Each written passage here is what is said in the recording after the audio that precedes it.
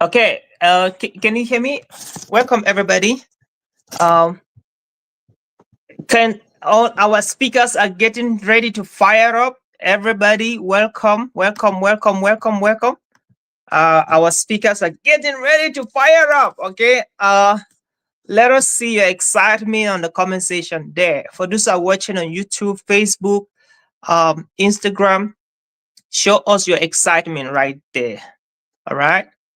Let's see your excitement right there. Okay.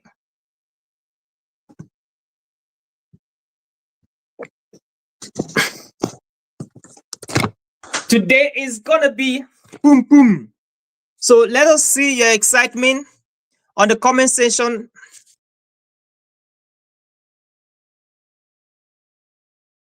It's gonna be an exciting episode today with the Orators HubX Community. Okay, share with your friends, share with your loved one. Let somebody know that something is about to happen. Okay, share wherever you're watching from, because today is a special day and we are going to be looking at networking. Can somebody shout networking?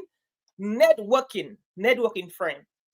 We're going to be looking at networking, and that is something so powerful. And how you succeed and fail in life is directly proportional to your ability to network with people. And beyond networking, we're going to be discovering a lot of amazing things. Okay, and of course, this program is this webinar is hosted by the Orators HubX Community, and we are so blessed to have the Orators HubX Community, a platform for speakers that want to shine, aspiring speakers that want to go global, not just international, but global, right? So this is for speakers and it is for speakers, okay? And so you just have to enjoy this one as we're waiting for all our audience to show up and to join us. And of course, our incredible guests, all right?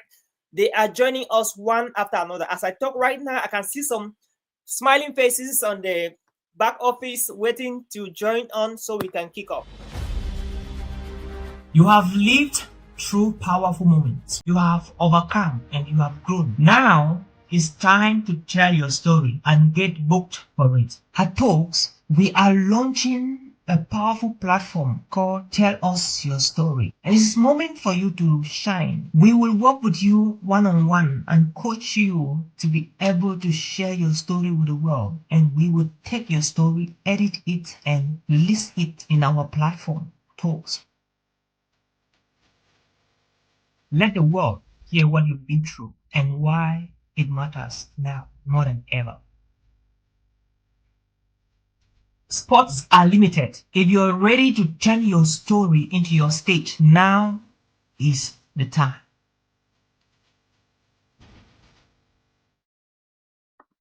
Yes. Your story matters a lot. Your story matters a lot. And this is time for you to share your story and shine, because the world needs to hear your story, friend. And without any wastage of time, I want to introduce our guest to you, our amazing guest to you. You can see Gong Lawrence and Tang T is on the building. Hi, Tang T and Gong Lawrence. How are you today, sir? Great, awesome. And I'm doing fine, sir. Good evening. evening, I'm sir. doing fine. Good evening to our wonderful viewers. Good evening to everyone. Happy to have you on. Great job, man. Great job. We cannot wait for you to fire us up, even as we share about the amazing stories that you have to share with us, in as much as the GBB is concerned for me. And of course, we have we want to acknowledge different platforms. Okuin All right. Focus is also streaming this program live, and we want to acknowledge and appreciate them for the great job they're doing to stream this program live. And this is another amazing guest, through Antoinette. Hello, Antoinette. Welcome to the show. How are you doing today? I'm fine and I'm super excited to I be can here with see. you all. I Yeah, love that. good I can evening see to that you're fine. everyone. Good There's a lot of afternoon. light on your face. Great job. Great. Come Dear again. friend, I can see that you're fine. There's a lot of light on your face. So, uh, Antoinette, do you want to take your camera a little bit? Take it. Okay. anti-clockwise, and let's see. I just want to take her upstage so that she can come. Perfect. There we go. There we go. There we go. So, All right. Antoinette, like they say, ladies before gentlemen. Lady before gentlemen. So, Antoinette is going to open the stage today. Yes. Antoinette is going to be our opening keynote speaker. And Antoinette is an amazing entrepreneur.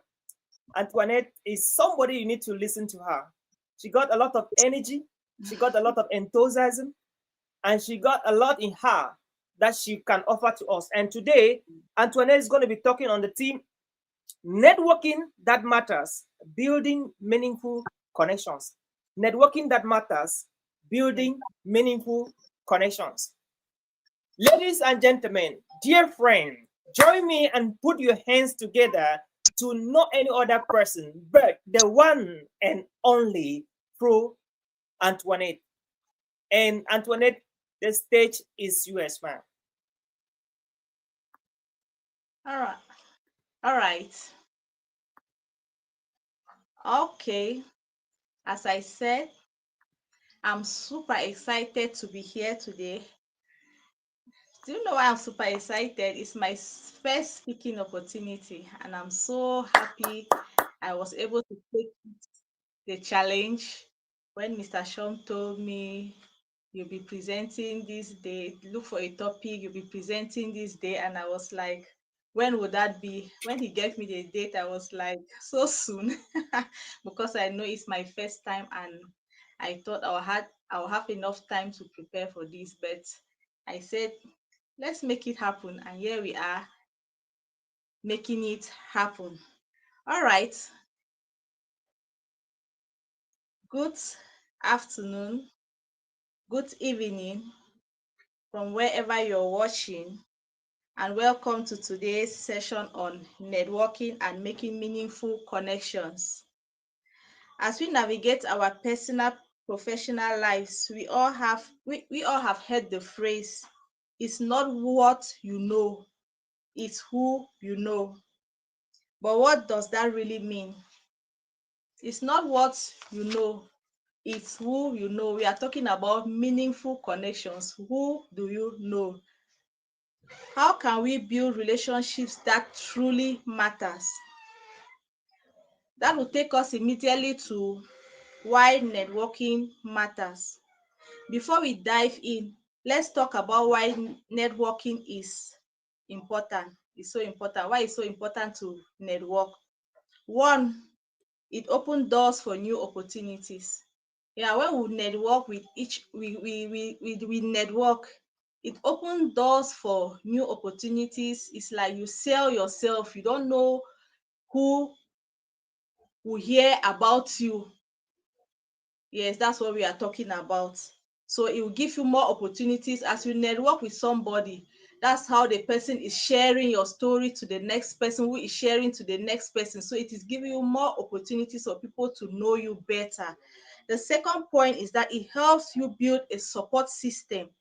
And why networking also matters, it increases your visibility and credibility. People become when we talk about credibility, how reliable people will see you, how reliable you will be to the society, how people will take you serious, how they'll trust you.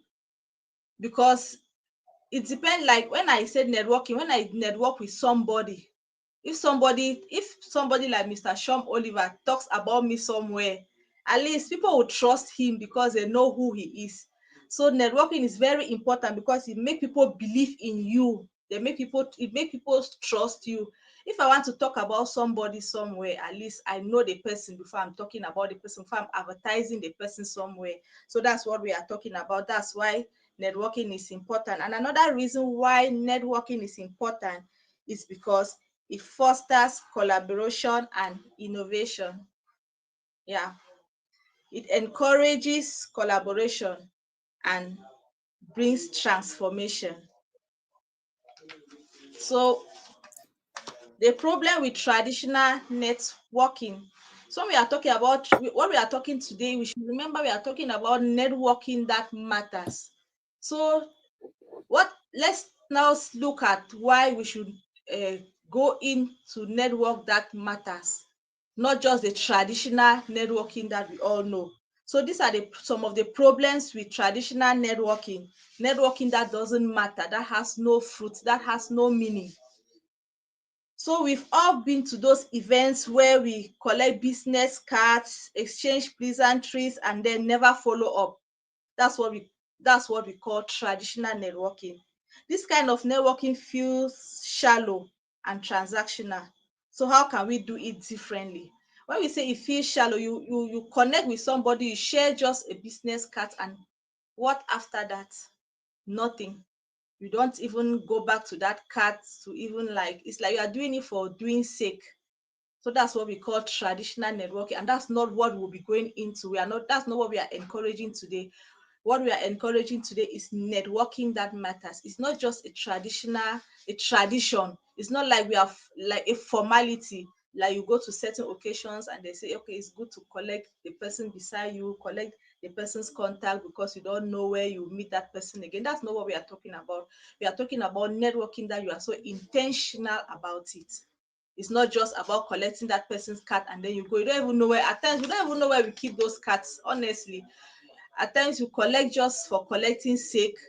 You collect somebody's contact just for collecting sake. You don't even know why you're collecting the contacts. You just keep it. You'll not even put it dear to your heart. That's what we call traditional networking, and that's what we are saying today. We are not talking about traditional networking. We are talking about networking that matters. So what are we saying? This now takes us to the act of meaningful connection. Here are some principles for building a meaningful connection. One, you have to be genuine. Be yourself. Don't try to be what others want you to be. So be genuine, be you. When we talk about meaningful connections, we are talking about being intentional. You are genuine. Be genuine. Be yourself. Don't try to be who you are not. Yes. Don't try to sell anyone on who you think they want you to be. Don't be what another person wants you to be. Be who you are. Be yourself. So that's one of the principles. And the second is to listen actively. The first was to be genuine, be yourself. The second is to listen actively. What are we saying? You should pay attention to what others are saying and show that you care. Ask follow-up questions and seek to understand their perspectives. That's why we're saying we are not talking about traditional networking today. We are talking about networking that matters. So to networking that matters, you have to listen actively. You pay attention to what others are saying, and you show that you care. You don't just like network for networking sake. You show that in fact you are intentional about what you are doing. You listen to them carefully. You follow up. You ask questions. It's not just about taking somebody's contact. You ask, you know more about that person. That's what we are talking about. And then the third principle is to find common grounds. Look for shared interests. Finding common grounds means you look for shared interests. Connect with those that have what you are looking for, that share the same interests like you.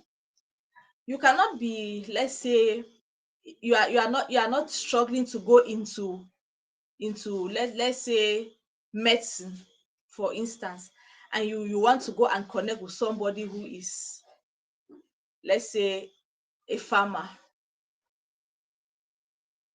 When you connect with such, you people don't have the same interest. The person will be interested in crops, how to grow crops, all of that, but you'll be interested in medicine, so you can't really connect. So that's why we say you should look for common grounds, like those that share you share the same interests, the same experiences, and the same values. This can be a powerful foundation for building a connection. So go for people who share, for like-minded people that have something in common with what you are looking for. I am a speaker. Who should I network with? If I intend to grow in my speaking career, I will network with other speakers. That's what we are talking about. I will network with other speakers in order to grow in my speaking career. And then you should add value. That's the fifth point. The fifth principle for meaningful networking. The fourth principle, sorry. The fourth principle is to add value. Think about how you can help others, whether it's by sharing your expertise, making an introduction, or offering encouragement. Add value to somebody's life. When we talk about networking, not just about what you can benefit from others, it's also about what you can give to others, what others can benefit from you, what others can benefit, like where others can find themselves tomorrow because they got to know you. Like, for example, I, for one, talking, I am here today because I let's say because I had the interest for public speaking, and I had to network, connect with speakers so they can grow me to become a speaker. For example, when we say you share your expertise, and then it's like sharing what you have. For example, let me take in the field of public speaking, one of my role model is Mr. Sean Oliver. Yes, because he shares his expertise. He's not selfish with his knowledge. He brings up free teaching on public speaking, free webinars for us to join and learn. There are some people that will not even give us these free opportunities to learn. Talk less of giving you an opportunity to talk somewhere without you paying something. Because what we are doing now is like he's sharing his expertise to us, for us to use it now to grow. He has given us this platform where I am talking now. With this, I know I am already growing as a speaker. So we say thanks to him. So as a speaker, don't also, when we say adding value, it's not only about adding value to your own self, but also adding value to somebody's life, even through offering an encouragement to somebody, help somebody. You can see something in somebody and you decide to build that thing in that person, encourage that person. I see something in you and I want you to be here. You connect with somebody, you say no, like you sit in a virtual meeting like this one, you see somebody, you say, like, for us presenting now, you say no, I see something in this person and I want to build that thing in this person. I want to encourage this person. You connect with that person with the interest of building that person, helping that person grow in his or her field. That's what we are talking about. And then the fifth point is to follow up. Follow up. That's why we are saying, like, we are somehow saying no to traditional networking. Just knowing somebody for knowing sake, just connecting for connecting sake. It should be intentional. You should follow up. After meeting someone, send a follow-up email or message to continue the conversation. Don't just take my info, you just go and keep it. After the meeting, text me, email me to continue that conversation. That's how we continue knowing each other. It shows that you were intentional. It was not just a traditional kind of connection. It was not just a traditional kind of networking. You were intentional about what you were doing when you follow up. So now it will take us to let's see some of the practical tips for networking. So here are some practical tips for networking. One, prepare ahead of time. Yeah. Research the events. An event like this one, you have to prepare ahead of time. You have the link. You see the flyers were out. You like see the people on the flyer. You research about the event. Like you have an event online or on site. and you have the link, what they'll be presenting. If you are intentional, find out, is this event really what I am looking for? Are the people presenting here, the topics they are presenting, is it what I, as a speaker, as a business person, as a teacher, is it what I am looking for? So you research and know better about the event. Prepare a few thoughtful questions to ask. You know that I am attending an event and this is the topic, this is what they'll be talking about. So to connect, I might see some people there that are having the same interests like I do, and I am preparing to connect with somebody in this event. So I should have some questions in mind that I'll ask to know you better, and then to know more about the event. So you should research about the event to know more about it. It should not be an event that is talking about business or is talking about medicine, for example, but I want to know more about public speaking and I go into it. What are you going to connect with? You are going to connect with people who will talk about medicine to you, people who will talk about business to you, and there's nobody there who will talk about public speaking to you. So that's why we say you should research and know the event and those that will be presenting so that you can connect with them. So the second point is you have to use positive body language. Make eye contacts. When you connect with somebody, you use eye contact, body language. Imagine you walk in somewhere, you are just somehow, just dressed anyhow, and people will not take you serious. You are just dressed as scattered as you, and you're trying to talk. Somebody will not even take you serious. Your physical appearance matters. The way you present yourself. Imagine you walk into a room, you are so well dressed, you are up to standards, shoulders high, with a lot of confidence. People will believe in you.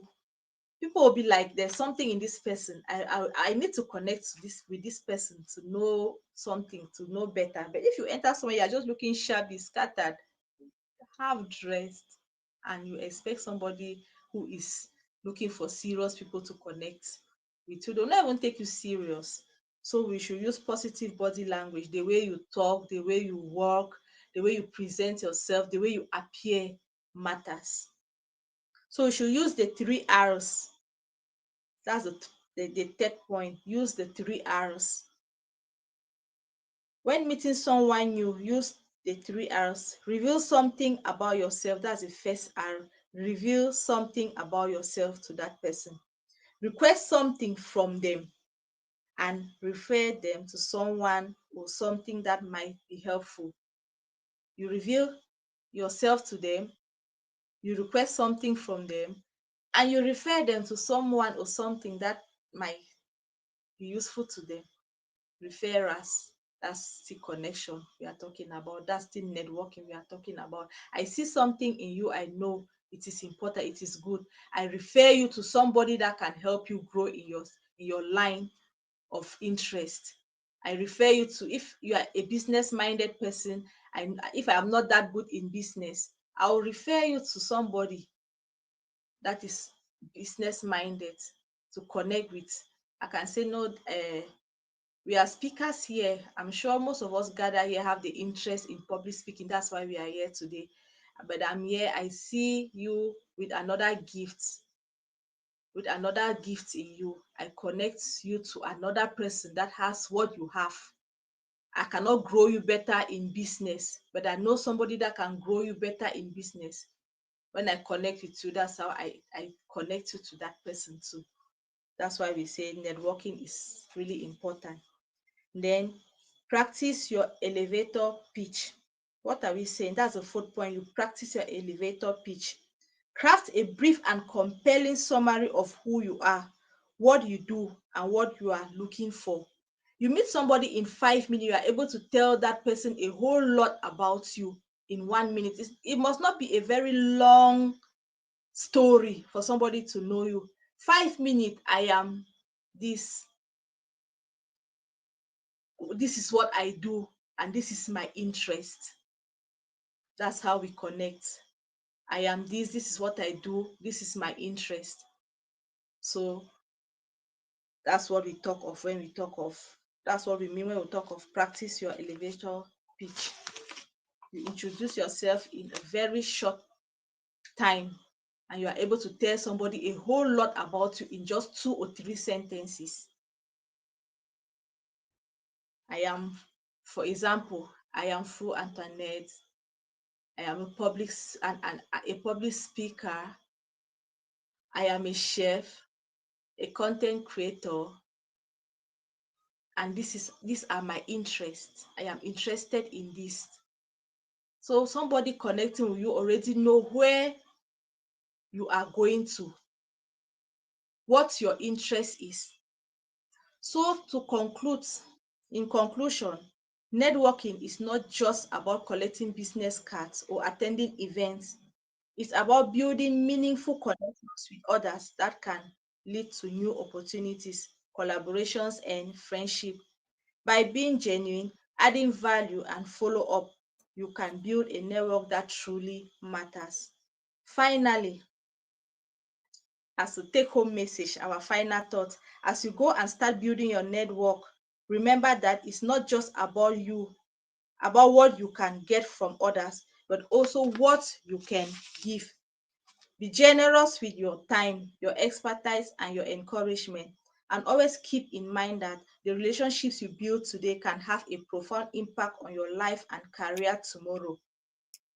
Copy an example like Mr. Sean Oliver. He's so generous with his knowledge. I can't lie. To be honest, he's so generous with his knowledge. He shares his knowledge, he shares his expertise. He's not selfish with his expertise. We have free teachings all the time, free workshops, free boot camp. All you have is just to connect. And he's like behind you, connect, connect. That's what we are talking about. So thank you all for your attention, and I wish you all the best I wish you all the best in your networking endeavors. Thank you. It's been Fru Antoinette. Great job. That's wonderful. You did your assignment well, and we are so proud of you, Antoinette. Please let's know what you learned from Antoinette wherever you're watching. Let's know. Just drop a comment section, all right? There's something she talks about that I really learned that. I learned that for the first time, like today, the 3 hours. I'm sure everybody must have picked that one. All right, so revealed something about yourself, request something from the person, directly or indirectly, and finally refer someone to the person. And I love that last one, refer someone. That is giving back. And I remember President Donald Trump was making a speech last week, and he said something powerful. He said, this guy, Charlie, used to give more than he takes. And I'm learning this from Antoinette, that as speakers, we should learn to give more than we take.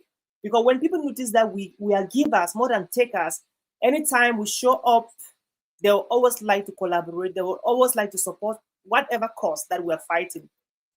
And that's amazing. That's one of the best way to live our lives. And so, Antoinette, it's true that this was your first presentation, but again, you did your assignment, you were diligent, and kudos. We are proud of you. And you will definitely have to do this presentation in Uganda or in Kenya. Get ready to fire up. Amen. Great Thank job. you. That being said, if you have any questions for Antoinette, please drop them on the comment section and whichever platform you're watching, and we're going to get back to Antoinette so she can answer your question. Without any wastage of time, I want to introduce to you our next speaker. And this is not any other person, but a dear brother, a friend, a reverend, and he is an amazing leader. And I mean what I'm saying. He is a non-nonsense person. Nothing stands on his way. He doesn't accept any nonsense on his way. And we are so privileged to have him tonight. And this is not any other person, but the one and only Reverend Wizzy Kingsley. Welcome, Reverend Kingsley. Thank you very much, my dear brother Oliver. It's a pleasure to be here with you tonight. Thank you, sir. It's such an honor to be here with you tonight as well. So, And Reverend it's a Kingsley, great joy to have all the people who are actually watching us right now from all parts of the world. you're right. Yeah, all parts of the world, all parts of the world. And we want to appreciate the people watching us from all parts of the world. It's a lot of sacrifice on their own end to come and learn from us, just like I've learned from Antoinette's full presentation. So powerful. Look at this. This is terrific. All right, without any wastage of time, our dear friend and brother, Reverend Kingsley, is going to be talking about something very important. All right. So he's going to be blending a lot of things together, making your life purpose relevant. All right. And blending that with the importance of patience among especially the younger people or the older people or the adults. How can you make your life purpose relevant? Okay. So please, dear friend, ladies and gentlemen, put your hands together to know any other person. But Reverend Kingsley, we see as he walks us through how we can make our lives relevant, better, outstanding, remarkable, beautiful, so that we can be a light to the world wherever we find ourselves. Over to you, sir. Thank you. Thank you very much, my dear brother Oliver Shom. You have been a wonderful friend to me and a mentor and a coach. And you have inspired me a lot in so many ways. And thank you, dear viewers. It is a pleasure to be here tonight and to be sharing with you some thoughts, some ideas. In fact, interestingly, my first topic was how to make your life purpose relevant. And when I took a look at the flyer, I saw the topic assigned to my name, and it was the power of patience in a world where it's rare to find. And my brother and friend and coach observed that that was something that could have not appeared as such, but encouraged me to blend the two. And so I was actually happy that my first time of reaching out to you here on this platform, I am going to be blending two topics together. However, I thought, given the time that we have within this time, within this period of networking, it will be unfair for me to try to put all these things together, because there is just a lot that we can talk about how to make your life purpose relevant, and there is a lot that we can talk about the power of patience. And so I'm going to just highlight something very significant about how to make your life purpose count, but I will promise you that in the next session, we will talk fully on that, because I was led by the Spirit of God as a man of God, who is intentional about hearing God and going about the direction God gives, to talk more about the power of patience, because this is so important. You cannot even make your life purpose relevant if you are not a patient person. And so tonight I'll be talking rather more on the power of patience in a world where it's rare to find. And so just a little bit of something about how to make your life purpose relevant. There is one thing that is so crucial. You must be able to live a life that is flexible with the changing times. All right. So if the world in which we live is fast changing with technology and all other things that we see around us as it is changing as time goes on, it will be important that we learn to adapt to the changes, so that as we execute or fulfill the purposes of our lives, we should be able to work with the times in which we are. So what I mean is, your purpose is so crucial, and it should never change from what it is supposed to be. But given the changing nature of the world in which we are, it will be important for you to realize that strategies on how to go about fulfilling your purpose can change, but the purpose is not supposed to change. And so I will just highlight that on the subject of making your purpose relevant. Because, for example, Oliver Shom's life purpose has to do with public speaking. And some years back, we didn't have a platform like this on which we can talk and network with people around the world through this medium. What if our brother Oliver Shum had stayed in the yesteryears where public speaking had to do with coming to a physical gathering, seeing your audience, physically seated in front of you? If he had remained in that time, he will not be relevant today with the presence of technology and the improvement in ICT.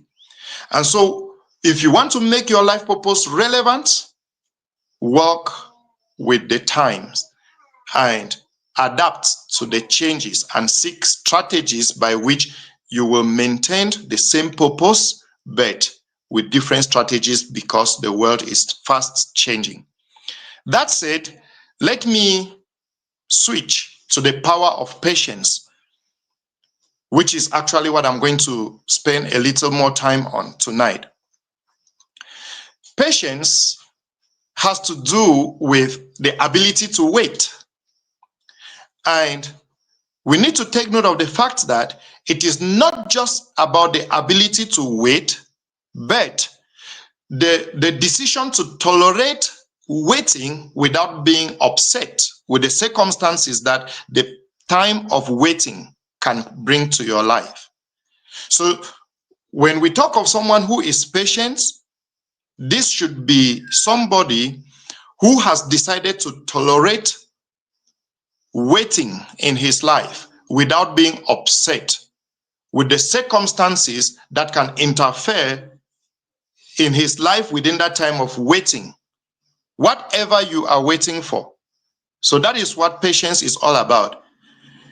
It has to do with desiring to achieve something irrespective of how long it takes, but you are working towards it and you are tolerating that time that it is taking without taking any offense, without being upset about how long it takes. So patience happens to be one of those things that is missing in the lives of many people in the present world that we are living. Many people are not patient. And as a result of that, many things are going wrong. Now, the question I want to answer here for now is, why is patience rare in the world that we are living in right now? Why is patience considered as something that is far-fetched? A key reason why it is hard to find people who are truly patient in our world today is the hunger for quick gain. The hunger for quick gain. People want to gain a lot of things so quickly to the point that waiting to get that thing that he or she is looking for, the person is so impatient. That is not the way we should take life. You may be desiring to have something. It is so important to you, so precious to you. But if you want to have it with an urgency and, with the speed of light, when you have not fulfilled the process that it takes to have that thing, then you are impatient. And that is not the right way of life. Many people have gone into wrong practices because they ignored the aspects of patience in their lives. And that is not good. So the desire, the hunger for quick gain is one of the reasons why patience is far-fetched. Secondly, many people are not patient in the world today because they don't know that the ability to wait for the right time to get what you really are looking for. People don't know that that ability to wait is a strength. They think that it is rather a weakness when you take a very long time to get what you are looking for. But rather, I have learned that to be patient and to wait to get something you really desire to have at the right time, as our God has designed, is great strength. And just as our sister Antoinette was talking and citing Oliver Shum as an example, if you want to ask him when he started this journey of desiring to be a public speaker, it will amaze you to know that it has been a journey of many years.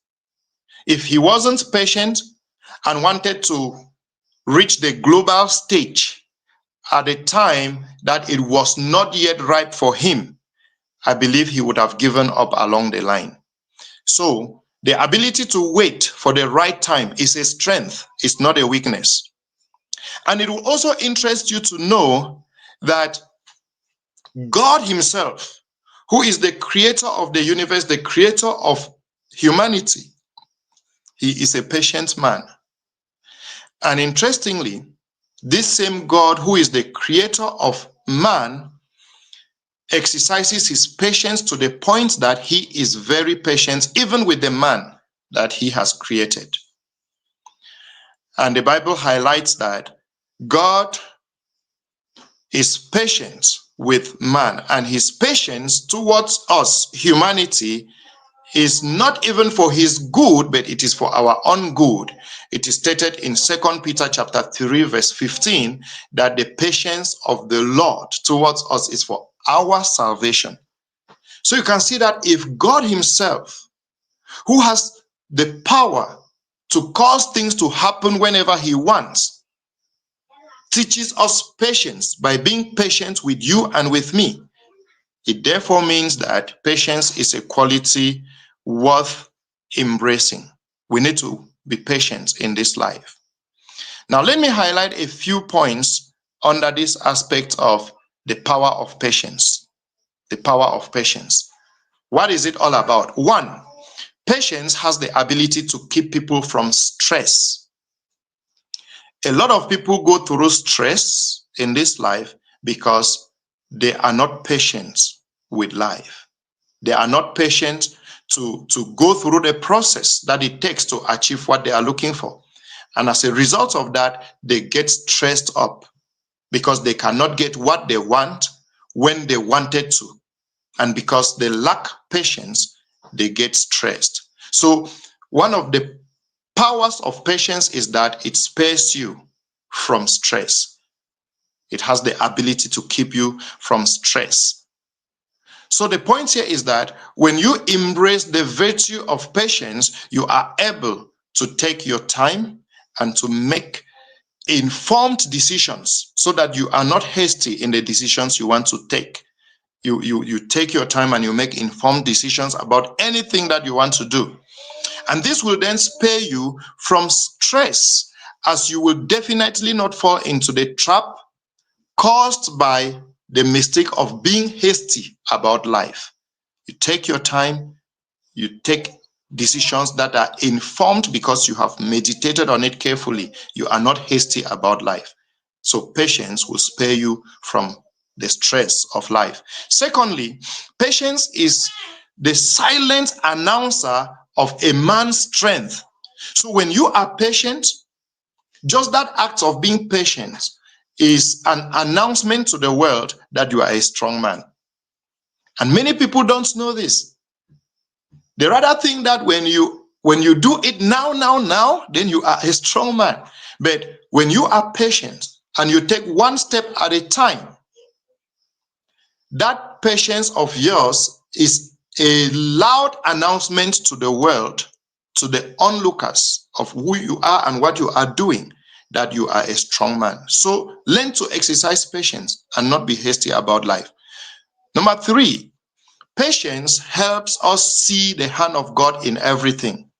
When you are patient with your life and you are patiently waiting on God for the right time for him to do his will in your life, that helps you to be able to see the hand of God in your life, in everything. So it takes patience for one to be able to appreciate the fact that God's time is the best, as we oftenly say. We say God's time is the best, but how many of us do sincerely wait for God's time? So when you are patient enough to wait for God's time, you realize that his time is truly the best. And what that means is you are able to see the hand of God in everything that you are doing or you are engaging yourself in. And fourthly, patience builds resilience. I like this because I have lived it. When you are patient with your life, you are waiting on God, desiring that let everything happen according to the divine plan of God, so that you don't want to be hasty about your plans, your activities, but you want to take your time and take one step at a time. All right. When that is happening in your life, it is building resilience, so that you are able to build a capacity to wait on God than to be pressuring God, like commanding God to do things the way you want it done in your own timing. It doesn't work like that. So when you are patient, you are able to build resilience. So you will learn how to accept failures when failures come.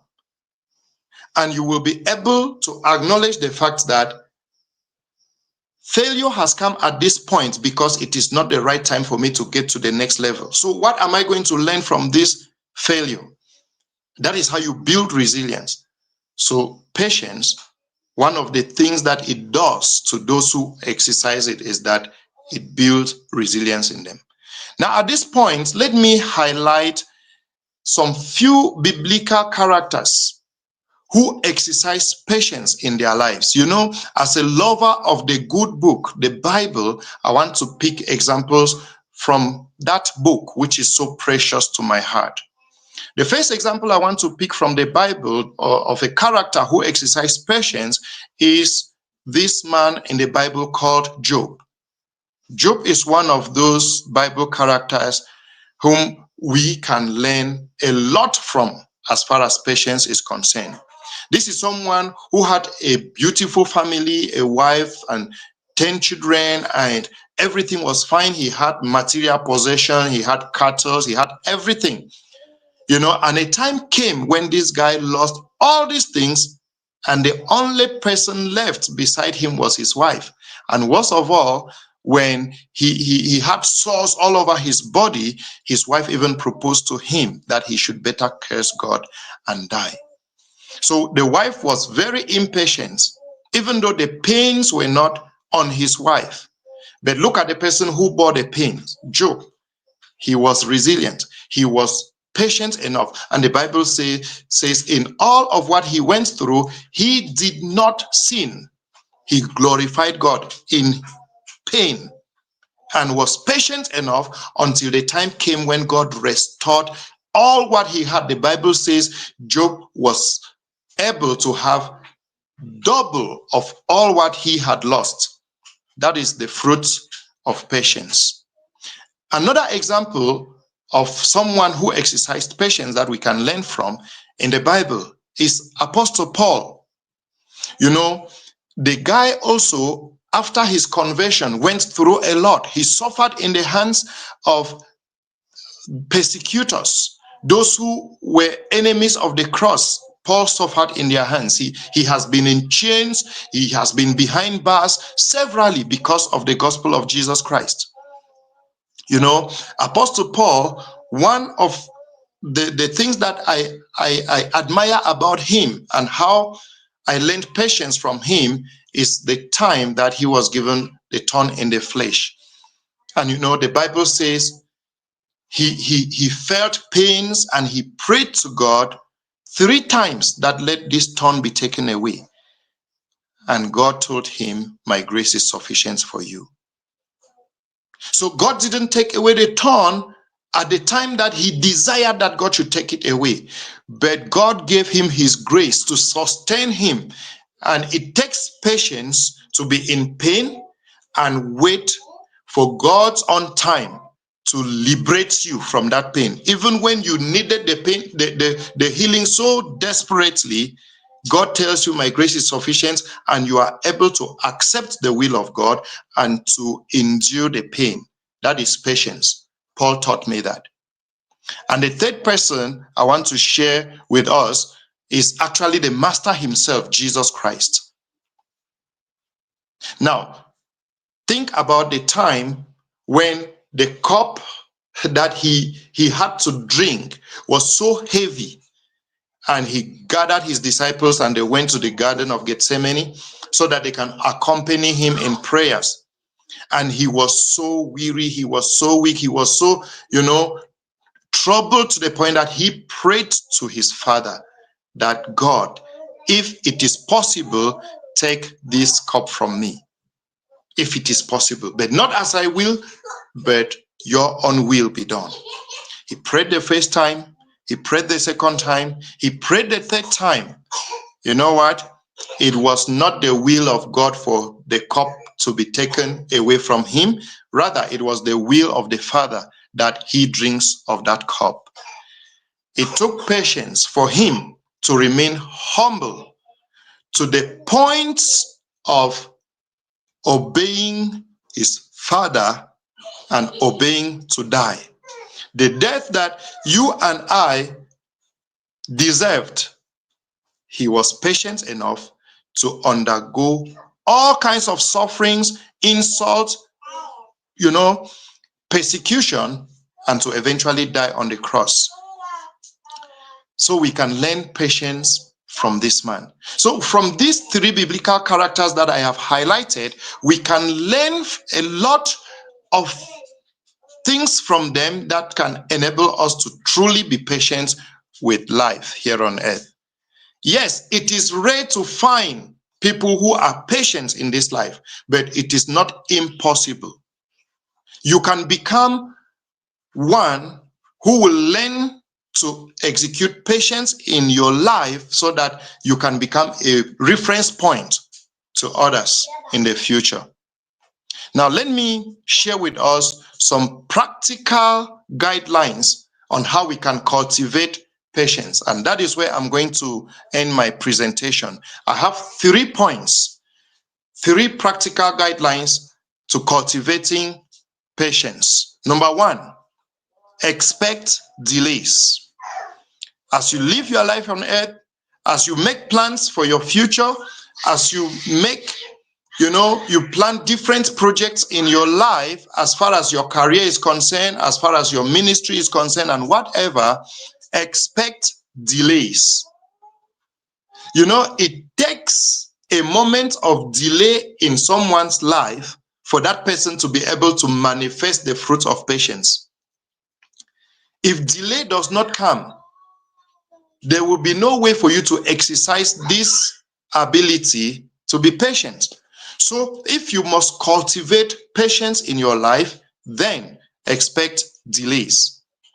So by this point, we mean you should be able to anticipate that things may not happen the way you planned them to happen. Have that anticipation. Yes, you have planned it out so well, but have an anticipation that things may not go the way you planned, and things may not happen in your own timing. When you have that anticipation and you are expecting delays, not praying that they should come, but just having in mind that they can come, it prepares your mind psychologically to be able to exercise patience if at all you meet the delay. Secondly, how do you cultivate patience? While you focus on the destination, on where you are heading to, learn to enjoy the process of getting to that destination. Learn to enjoy the process. If you don't learn to enjoy the process of the journey to that expectation or to that destination, it will be very difficult for you to exercise patience when along the way you start finding it difficult or having some challenges, some breakdowns. So enjoy the journey, enjoy the process, so that whatever is happening that can be considered a delay to your destination, you will not give up. But if you don't enjoy the journey, if you don't enjoy the process, the least thing that can happen as a breakdown will discourage you, and you will not get to that destination at the end of the day. So by this, you are also cultivating an attitude of gratitude. So appreciate every experience along the line as you head to the destination. That way you can be able to cultivate patience. And the third and last point that I have for us tonight on how to cultivate patience is to appreciate what you have at the moment. Appreciate what you have at the moment, rather than focusing only on what is lacking at the moment. So there is something that you have at the moment, and there is something that you are still expecting. You don't yet have it at the moment, right? You don't yet have it at the moment. If your focus is only on that which you don't yet have, because it is lacking right now, you will not exercise patience. So when you learn to appreciate what you have at the moment, as you are looking forward to having what is still lacking now, you are able to cultivate patience. So those are the few points that I want to leave with us tonight. And I pray sincerely that our good Lord will help each one of us as we meditate and reflect on this presentation, and then begin to cultivate the attitude of exercising patience in everything that we do. It is my prayer that God will build in you the ability to be patient with Him, with one another, with your brothers, your sisters, with colleagues at the job site, and all of that. So that is where I end my presentation tonight. And I want to say again, Brother Oliver, thank you so much for the opportunity. God bless you all. Wow, wow. Please put your hands together for our man of God. That was powerful, Reverend. I feel like asking us to give offerings. We have to give offerings. Oh yeah, bring your offerings, guys. That was great, man. Like, that was so powerful. I was writing down a lot of things, and you said some things I just want to iterate before we jump to the next speaker. You said something so powerful even before we dive into patience. You said, work with the time to make your life purpose relevant. That was a big punchline for me. Work with the time. Like Bill Gates became successful because he was sensitive to the time. In 1975, there was no big conversations about computers. Bill Gates noticed that there was going to be a shift in the future, how people communicate, how people work. There's going to be a need for computer, a need for softwares. And Bill Gates poured himself into all of that. And the same thing happened with Steve Jobs. Steve Jobs, just 1 year after Bill Gates launched Microsoft and Paul Allen, Steve Jobs came up with the Apple revolution, and he poured himself into that. And look at what they have done today in the world with Microsoft and with Apple. It has revolutionized the entire generation, the entire world, because they saw something and they got to it. And do you know something?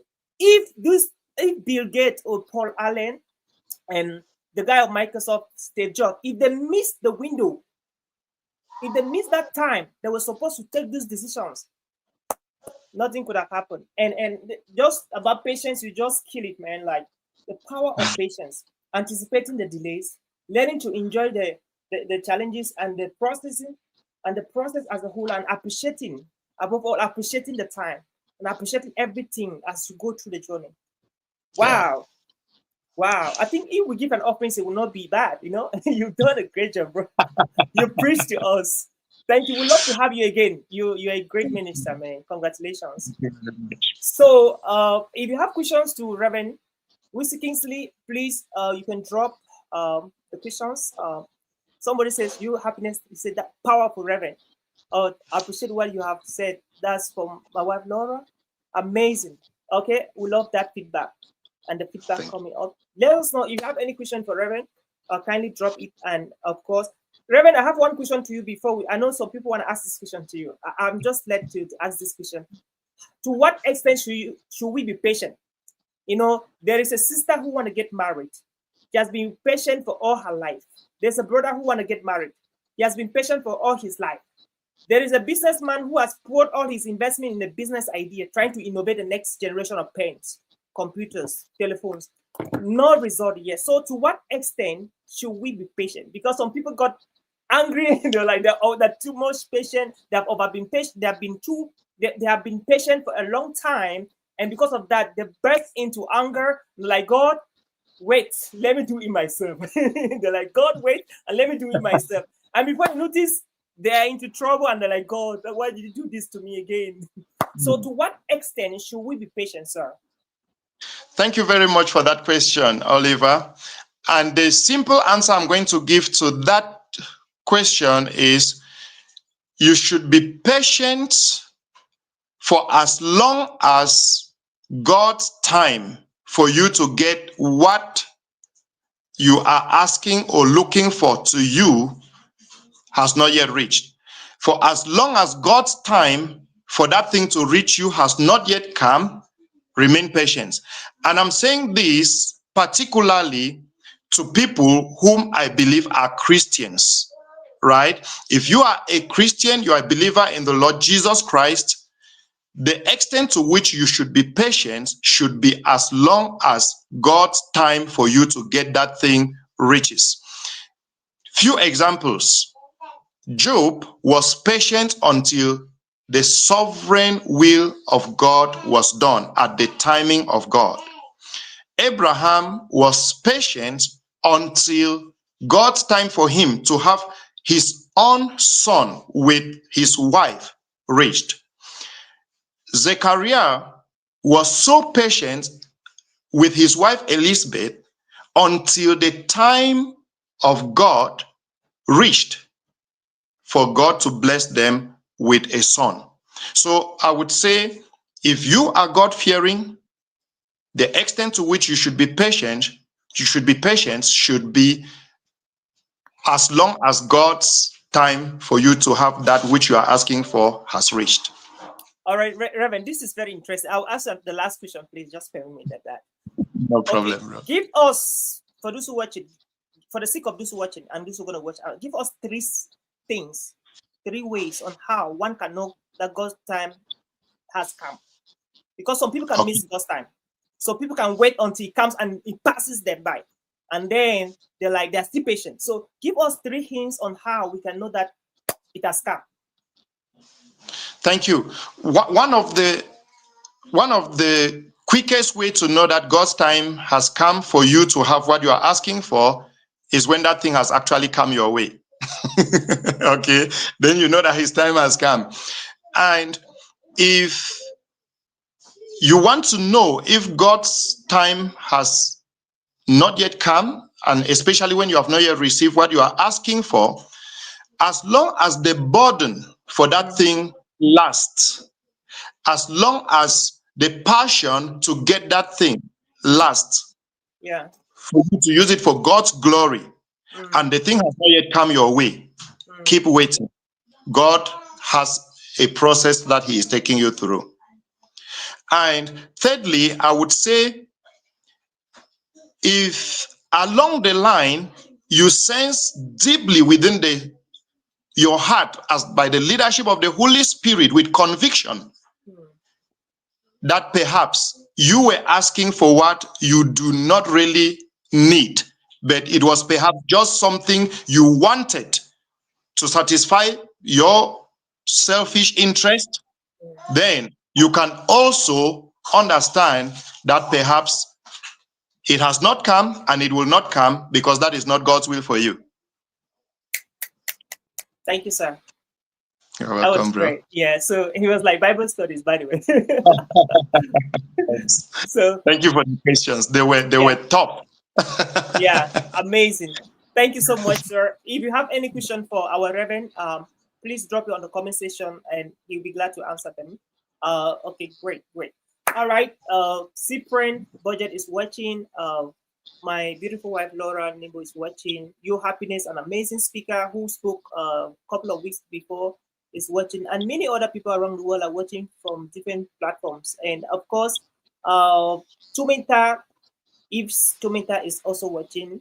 Amazing. Dancy Raymond is watching.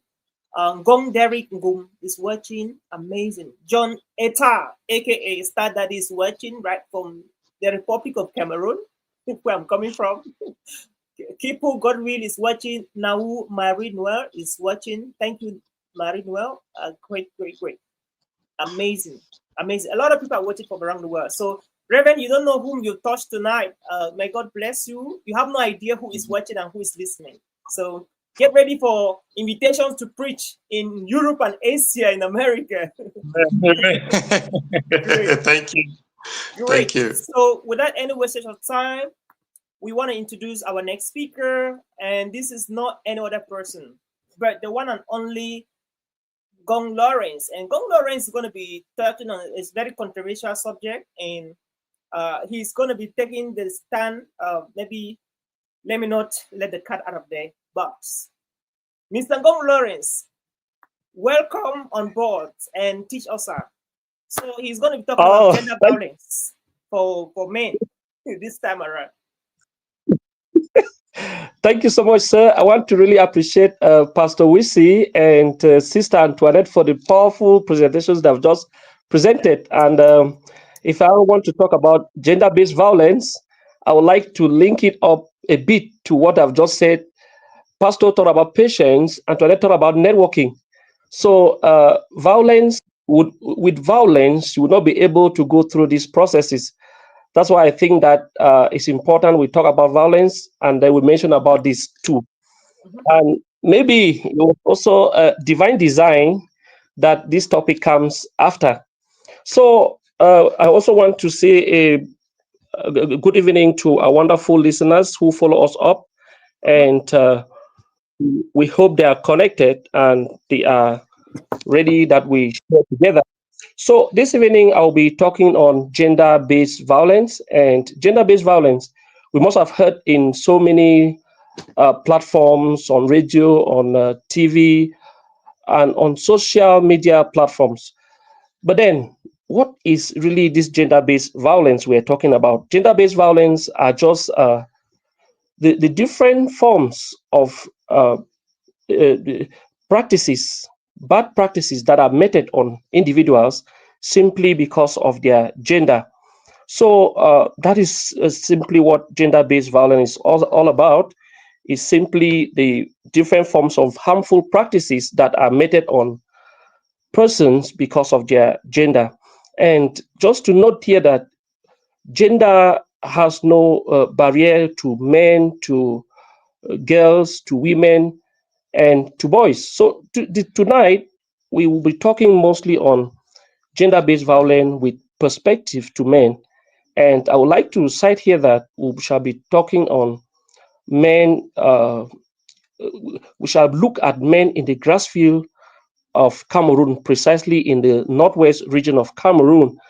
And just to also note here that when they talk about gender-based violence, many people think that it's just a women's issue. But tonight, we shall be we shall make efforts to understand that it is not just a women's issue affair. Men also go through a lot of gender-based violence. So to continue, we would like to look at the different forms of gender-based violence. There are quite a number, and we shall look at physical violence, which is the most prominent form of gender-based violence. This has to do with hitting, beating, choking, burning, and that's how it affects its victims. Then we shall also look at sexual violence, which has to do with rape, sexual harassment, and forced marriages or early or forced marriages. We shall also look at emotional or psychological violence or abuse, which has to do with threats, insults, uh, controlling behavior, intimidation, threats, and so on and so forth. Then another one will be the economic violence or economic abuse, which has to do with withholding individuals from exercising their duties, work opportunities, or having access to finances that can upgrade their living standards.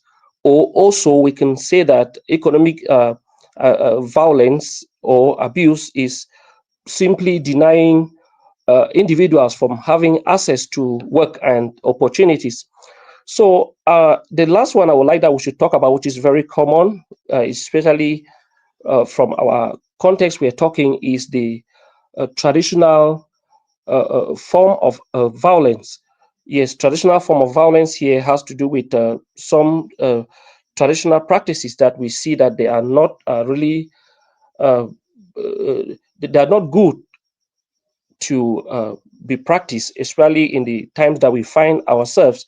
So some traditional practices that are not good, that are not acceptable, can be like gender mutilation, can be female genital mutilation, and uh, aspects like child marriage.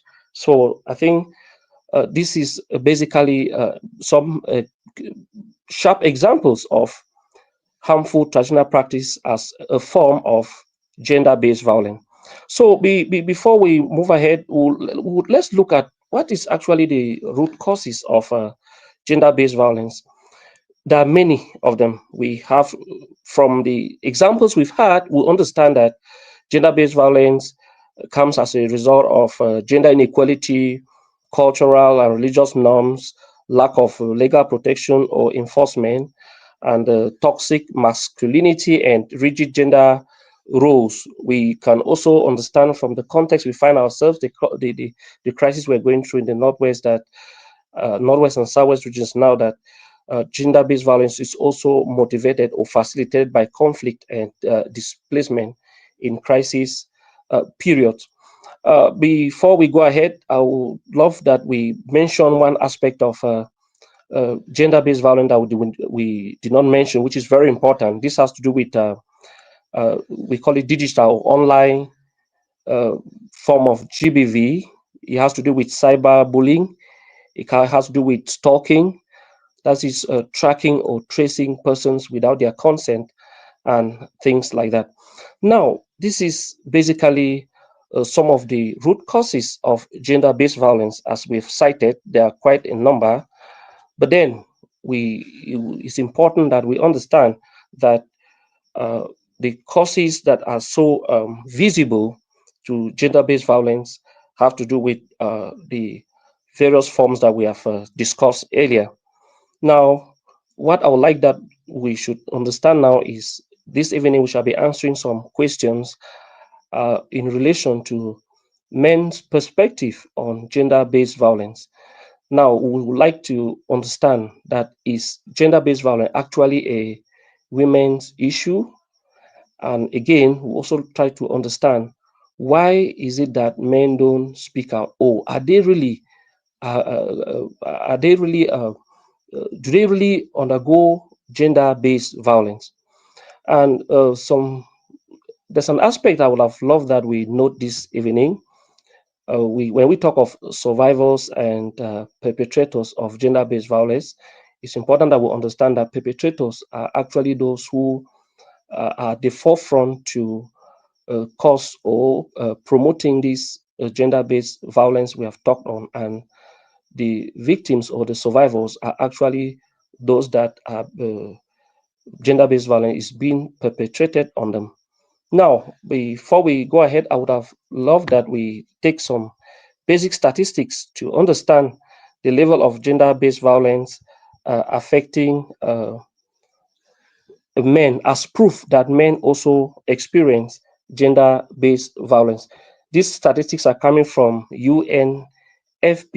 It's a UN agency that works with issues of gender-based violence, sexual violence, and all that, menstrual hygiene, um, health, especially for women, and all that. So the UNFPA statistics in Cameroon from 2023 to 2025 focus heavily on women and girls, with a specific report in 2023 indicating 97.1% of GBV incidents, they were reported mostly by the females. And we understand that other statistics to indicate that 20.2% experience physical assault, 15.5% sexual violence incidents were reported, and so on and so forth. So if we look at this, we understand that men are actually being men actually experience gender-based violence. But the little worry we have here is they are not well documented. Uh, Instruments have not been properly put in place to track and to address issues of gender-based violence, especially to men, and also uh, enough, not enough opportunities have been given to them to express their their views, or to speak out, or to air, or to complain and seek help. And also, we don't have enough uh, centers or uh, agencies that address gender-based violence, most especially related to men. Now, I would like that we should find out, we should understand, why is it that men don't speak out? Why is it that they don't express? Why is it that men are not seen or considered in this fight against gender-based violence? We've agreed that yes, men experience gender-based violence. Men are victims of gender-based violence. Now, in some studies that we did in the communities, we understood that men don't speak out, or they don't consider that men experience gender-based violence because of a number of reasons which we got from the field. So we understood that uh, men are mostly blamed in the face of problems that have to do with men or women or their spouses. First, when a problem comes up, it's normal understanding that the man is seen as the perpetrator without proper investigation as to what must have gone wrong. So these perceptions have already placed them on a disadvantaged side to open up or to have access to interventions that can help them out. So another point we understood was that only women are mostly and frequently listened to when cases of GBV come up. And then men are from disadvantaged backgrounds when it concerns GBV. And we also understood that the low level of education and growth circumstance that men experience expose them to become or to being uh, victims. How do I put this? We got an example that a man that has not been exposed to uh, education or certain experiences faces some form of uh, gender-based violence from the spouse who is likely knowledgeable and exposed. Then we also notice that intimate partner violence based on family influence, cultural imposed values, and responsibilities on men, and socially ascribed values are like a burden to the men. So, from these few examples, we understand that it's really a challenge for the men to be heard, to be listened to, and to be exposed to opportunities that can address issues of gender based violence that they face. Now, another thing we should understand is that violence is seen as a women's affair, as we earlier said, and then this seriously affects the men. Yes. Why so? We understand that they live in shame and stigma. They have negative coping mechanisms. Uh, as a way to cover up or to feel, yeah, like to cover up. For example, some will engage into alcohol, some will engage into late nights, avoiding, isolating themselves, and so on and so forth, because they cannot open up, they cannot really seek proper attention. Then another problem we will understand that men don't speak out is because normally it's considered society. Societies mostly in the grassfield here in the northwest, they see men, they consider men as strong. Men are strong, and we usually get some slangs that men don't cry, men don't complain, and then this makes men to like, how do I start complaining now? They will look at me as a weak person. Do not see me as somebody who is strong or who is able. Then another thing too that men don't speak up, we notice on the ground, is that most men would like to protect the image of the family. Yes, they would like to protect the image of the family. They feel like if I talk about my wife or my spouse out there, I've exposed her, and then they will look down on my family.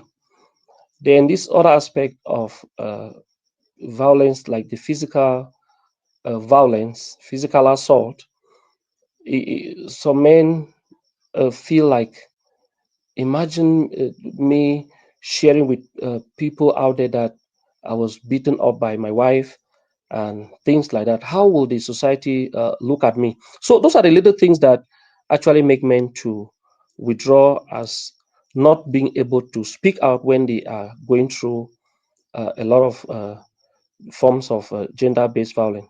So like what I said, society sees men as the head of the family.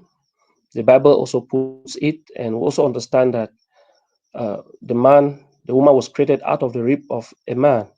So it's an indication that it's an indication, as some people take it, society keeps it, that man or men normally are supposed to be stronger.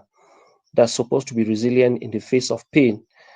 And this evening, like we agreed, we're saying that it is normal for men to experience pain. They experience pain, they are exposed to pain, they are exposed to gender based violence, and they experience it. So we are encouraging them that they should not just keep it in mind that they're strong enough. Let them have the courage to speak out, let them have the courage to share. And we're grateful that now a lot of not programs are coming up that men can express their pain and be heard and be listened to. So it is not proper that men should remain again behind and face challenges of gender-based violence, that they ought to have spoken out and receive help. Now, how do this affect men? It affects them in so many ways: psychologically, emotionally, socially, and economically. A man that is stressed up, a man that is going through gender based violence, will not be productive at the job site. Yes, imagine a man who closes at the job site, needs to have rest, and feels like the home is not safe. He hangs out there with friends, maybe drinking and so on. Then when he comes back, he cannot get up early to get to work. And we obviously will understand that he, the the productivity, or the work, the output will certainly drop. And socially, we understand that men who experience gender-based violence, especially from home, they begin to withdraw. They don't really associate in ways that will be beneficial to them. Like we've just said, some will socialize maybe to distract themselves through drinking alcohol and things like that. But now we see that socially, some will do not relate well. A man that has experienced gender-based violence and knows what it means will not advise a younger person who wants to settle down to go in for marriage or settle down with a family, because of the experiences he has lived. So we now see that it affects relationship, it affects social relations with persons and groups that the men belong to. Now, let's also look at this. Men are silent victims. They don't speak out. And like as head of the families, they are seen like leaders. They don't see the need to complain. So it's actually an issue that breaks them down. And we are encouraging them that now that it's important that they should speak out. They should make an effort to speak out and seek help. But then there's one thing that worries. You don't. It's not. It's not enough just to speak out, but it's important to speak out to someone that is confidential. You don't just share your worries to somebody who will take it up and then start it as a community discussion. So you should have someone that you can really speak out to and receive attention. So that's what we're saying, that men really face a lot of gender-based violence, and that they should be encouraged to speak out when it is necessary. Now, we will look at the other perspectives that men see. We'll look at other perspectives from gender-based violence as men. So, as men as victims, we see that many African men experience emotional, physical, and sexual abuse, especially in silence. We have already cited this, and that cultural norms discourage men from showing up vulnerability or reporting abuse. This we have already mentioned it. And now this other one, we have shame, fear of ridicule, and lack of support services prevent men from seeking help. And there's an expression somewhere that somebody said that as a man, no one believes you, no one believes you can be abused. As a man, no one believes you can be abused. So we see that it's actually a barrier. Now let's look at men as perpetrators. Men as perpetrators of gender-based violence. How does this happen? Some men acknowledge being shaped by patriarchal systems and toxic masculinity. Yes, there are some systems that have given men the power and the authority, and unfortunately, they don't. They use it abusively. They forget to know that uh, being a man means being in charge, and they have to unlearn some of those principles or aspects that have limited them. Now, let's look at men now as bystanders. Many witness gender-based violence but struggle with fear. They struggle with apathy or peer pressure. Yes, because normally in their groups, when they are in their group, they have their own views that they share. So the pressure or con- influence from peers also shape the way also shape their ability to become perpetrators in the face of gender-based violence. For example, some men may be sitting somewhere discussing, and maybe by chance one shares an issue that he faces, a form of GBV, and then the peers will be like, how can you say this? This does not happen to a man. And so we see that such comments will rather influence the men into becoming perpetrators, into to becoming violent to their spouses. Now we look at this other one as men being allies, being allies. We look at these allies as partners in combating gender-based violence. So this aspect, we understand a good number of African men, due to the education and the consequence we have witnessed all along, they're becoming, they're seeking help from organizations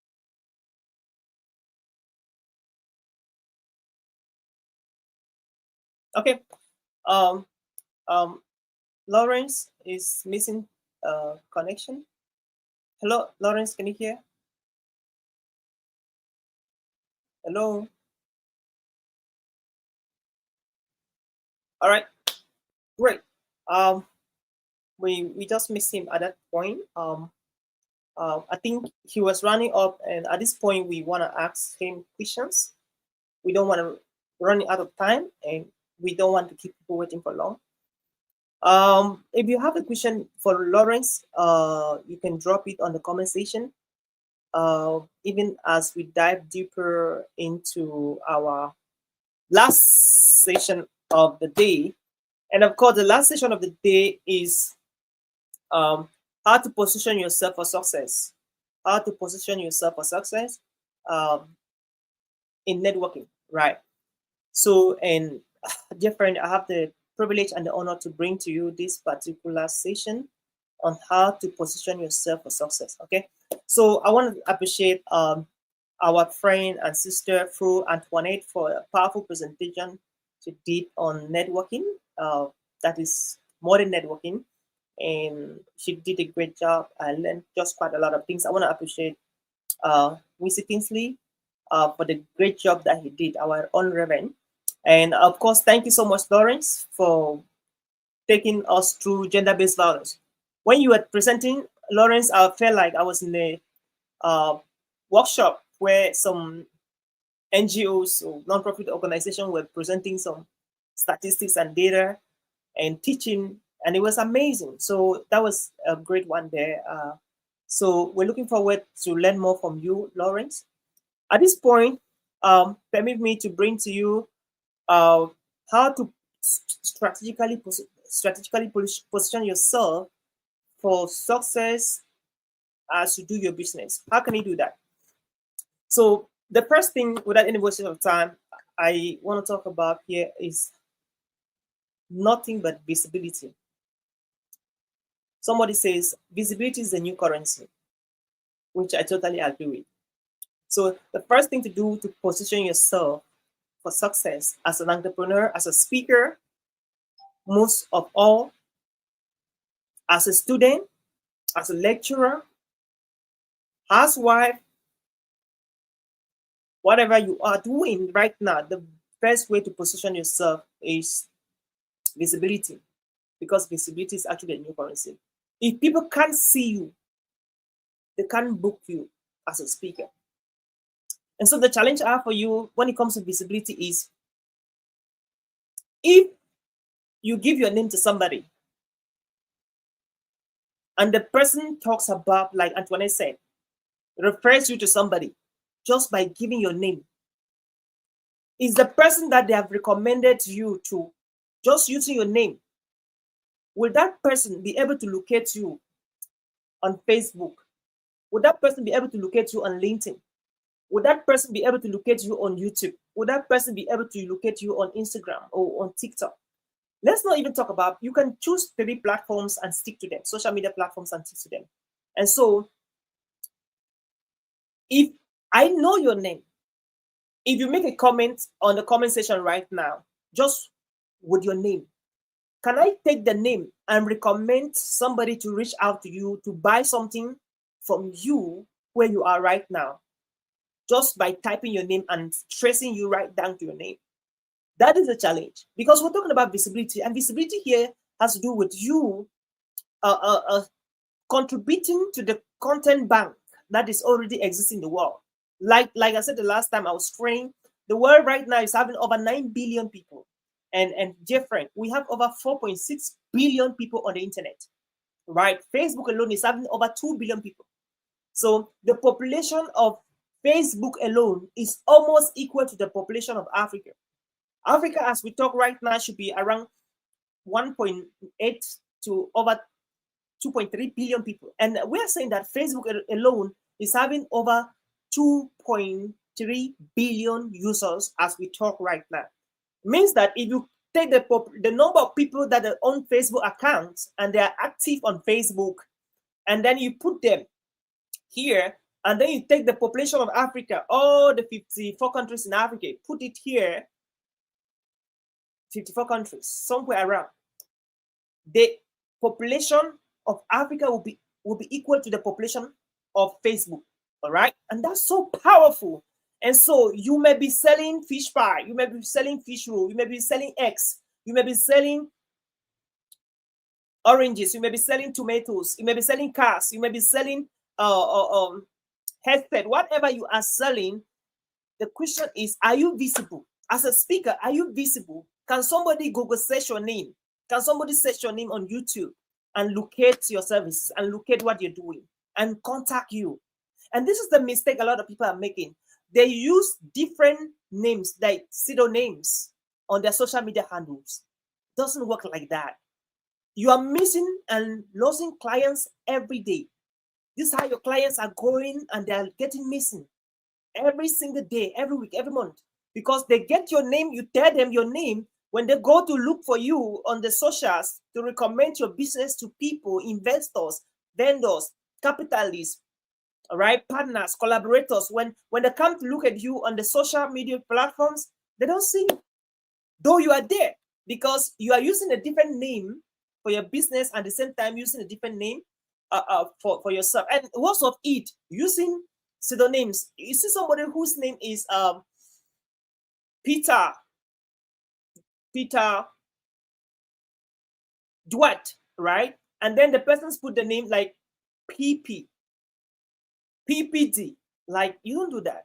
Somebody whose name could be really two long names, and the person just goes and put Paddyman, all right? Paddyman, all right? You put Peter Pilot, Peter Mechanic, Peter Engineer. We are not saying that if that is your business name that you've registered your business with, that's okay, that's fine, that's fantastic. But if that is not a business name you've registered with your state, with your government, with your country government, please learn to use your official names when you are doing your social media, because people will be looking for you. There are a lot of old classmates that they might be looking for you. They have been looking for you, your benchmates, your classmates, those people you went to school with them. They have searched for you and they want to share with you opportunities, but they can't locate you because the names you're using on Facebook are fake names. The name you're using on LinkedIn, on YouTube is not your name.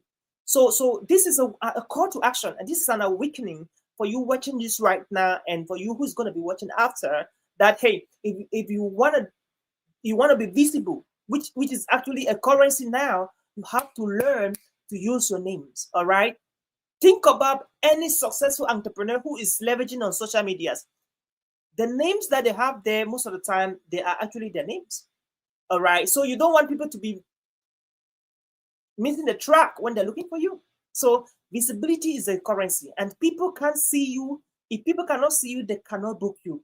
If people cannot see you, they cannot buy from you. That is why CEOs listening to me right now, you have to show up. You cannot be running a business and you're hiding, right? You have to show up.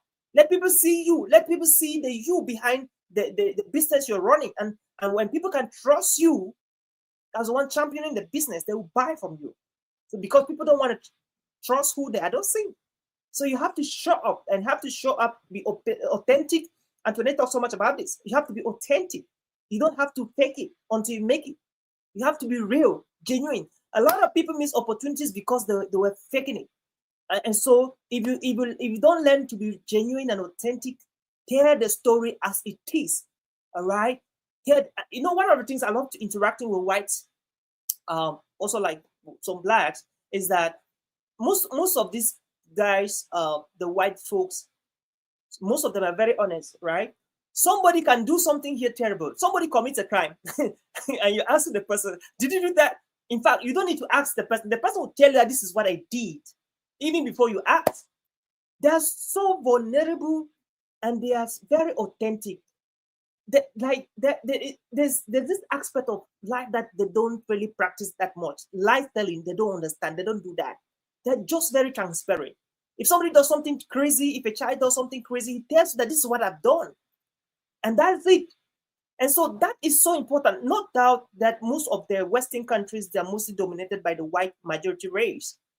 It's because when they're vulnerable, when you are vulnerable, when you're authentic, people know that this is you. And when you fake it, the bad news is that when you fake it, people know that you're faking it. As a communicator, there's a way that when you communicate what is not true, people know from your body language, from your facial expression, from your hand gestures. People know, right? And those who have done public speaking, you know what I'm talking about. That when somebody's lying, you understand. Most of the time, when people are lying, they don't look at you eyeball to eyeball, except that they're professional liars, right? Except that they're professional liars. Most of the time, when somebody's lying, he blinks the eyes. He doesn't want to look at you eyeball to eyeball. accept that that's a professional liar. And so if you don't learn to be authentic, vulnerable, then it becomes very challenging. So what's the point? The point I'm saying is that, dear friend, visibility is the new currency. And if people can't see you, they can't book you. And you don't have to show an image out to people that when they come to see you, they don't see that image. Make sure that you maintain your reputation, your brand. That what people see out here is when they get deeper, that is what they see. Because the worst thing you can ever do is when you show people an image out there, and when they finally meet you, they don't feel that image, they don't feel that presence, they don't feel that brand. That is when they will automatically guess that what you're saying is not what you're practicing. So it has to speak out. So it has to come from within, not from without. So you have to live your brand, live your business, live your presence from within out. All right. So visibility is a new currency, and if you're not having a Facebook account, you're not using your Facebook, your YouTube, your LinkedIn for business, you have to update right now. The second thing I want to talk about visibility is that don't put pictures of animals, pictures of your kids, pictures of what you do. You don't put pictures of hairs, pictures of oranges and all kinds of fruit on your profile on Facebook, like LinkedIn. You don't do that. People want to interact with human beings, right? So if you go and put pictures of a different person, which is not you, how do you expect somebody looking for you who really want to do business with you after a long time, after a recommendation? How do you expect the person to see you? How do you expect the person to locate you, to find you? Right. So you want to put a picture of you that is recent so that people can identify with you. So it's not about putting a picture of you. It's about putting a picture of you that is recent so that people can identify with you and then locate you. And before you notice they're doing business with you. Right. And so, and again, one of the things I want to talk about when it comes to visibility is that in as much as you have to put pictures of you that are recent, please do not put pictures that are blurred. It's most of the time it's either you do it well or you don't do it, right? If you don't have a professional headshot that is well lighted on your face, I prefer you don't put a profile picture. All right. So I want you to do auditing, do your social media auditing, right? As we talk right now. How is the quality of your picture on Facebook? What's the quality of your picture on LinkedIn? What's the quality of your picture on the social media platforms? I mean your profile picture, right? Because most of the time, from the quality of your profile picture, it is from that indicator that people will decide to do business with you or not. All right. So, and again, one of the things that you must know when it comes to visibility is that, dear friend, please take this is like a secret. All right. Take note of this. On social media, especially on Facebook, listen to me, please. Listen to me. When you come on Facebook, all right, do not show people or tell people how your life is going backward, how your life is being in a very frustrating state, how you're so desperate, how you lack everything. Don't beg on Facebook, please. Don't beg. Don't show frustration. Don't show desperation. That is not being authentic when it comes to social media. When I say authentic, I mean be honest with yourself when you network with people. What you say should be what you do. That's being authentic. But what I'm saying now is something different. When you come to Facebook, don't tell people the bad things, all the bad things that happen to your relationship, that happen to your family. You know what? The most 99% of the people will not take it the way you want them to take it. Take it from me. They will not take it the way you want it to take. They can even take it the way you wanted to take it tomorrow. They will use it against you. Be careful. Be careful how you show up on Facebook, especially, and on social media. When you come on Facebook, stop announcing all the terrible things that are happening. Stop doing that. People don't really have time. And now this is the catch. The catch is that most of the time people come to Facebook not to be sympathizing or to pity you. They come to Facebook to just have some vibes, right? To just have fun, to laugh, to relax after spending 8 hours, 9 hours working doing some hard labor. They're coming to Facebook to just relax their memories, just laugh. All right, that's why when you do fun things like you dance and do stuff, people love that a lot when they come to Facebook, right? Now, why? Because people come to Facebook not to sympathize with you. So if you're the kind of person that you come to Facebook, you want people to sympathize with you, you're missing the point. And guess what? The moment you advertise something, the moment you start selling something, the moment you're telling them now to buy from you, most of the people will not buy. This is magic. This is magic. So stop telling people how bad your life is on Facebook. Okay, be authentic. If you have nothing really really exciting, nothing that is fun, just start thinking about what is fun. I'm coming to the third point. You understand what I'm talking about? Okay, so please stop showing people on Facebook how everybody's sick, how you're burying everybody every year in your family, how you never had your Njangi money. Don't tell people those stories. They don't really care. And they will only affect your brand negatively. By the time you really have something to offer, they will like, this guy who used to just bore people, this woman, this girl who used to just bore people. So you have to treat your brand with diligence, because if you bore people with nonsense, the time you have a message for them, they will not listen to you. So take note of that. Don't come and tell people on Facebook how things are not going, but rather come and just share, contribute to the content that is available. Okay, people love you when they're learning from you. They'll be come and inspire people, challenge people, optimize people's spirit. All right, motivate people. If you can do that. Now, if you cannot do that, a lot of people actually just come and rate messages. A lot of people just come and learn. You know, I learn a lot from friends and connections. If that is the case for you, you can always just come and learn, please. All right. So don't talk about how things are not going in your life on Facebook, because people use that against you. If not now, in the future. In the future, you don't want to do that. All right. If you don't have anything to offer on Facebook than to do that, close your account. Okay, that could be a good remedy. Or just come and observe and rate. So that is it for visibility. So second to the last point I want to talk about is something also very, very important, right? So what is it all about? Make it easy to find you online. Yes, make it easy for people to locate you online so you can attract more clients, right? Make it easy for people to find you online, all right? If you look at, for those who are in Africa, in Cameroon, MTN is very common in Africa, in South Africa, in Nigeria, in Kenya, in Rwanda, in Cameroon. So MTN has shops almost everywhere in the countries, in the different regions. So it is easy. MTN has made itself very easy to be located. All right. MTN, you can easily locate MTN, right? You can easily locate it wherever you are in the country. So it has made ourselves so easy to be located. Now, what's the point? The more you are easy to be located, the easier people can do business with you. The more clients you have. That is a fact. All right. Think about any business that is selling well. It is easy to be located. Amazon is easy to be located. eBay is easy to be located. Facebook is easy to be located.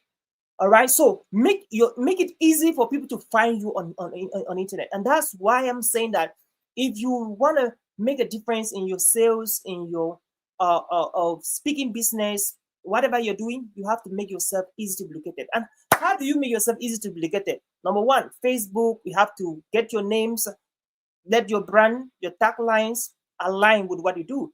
Number two, you have to make yourself visible by the kind of pictures you put on, the quality of the pictures you put on.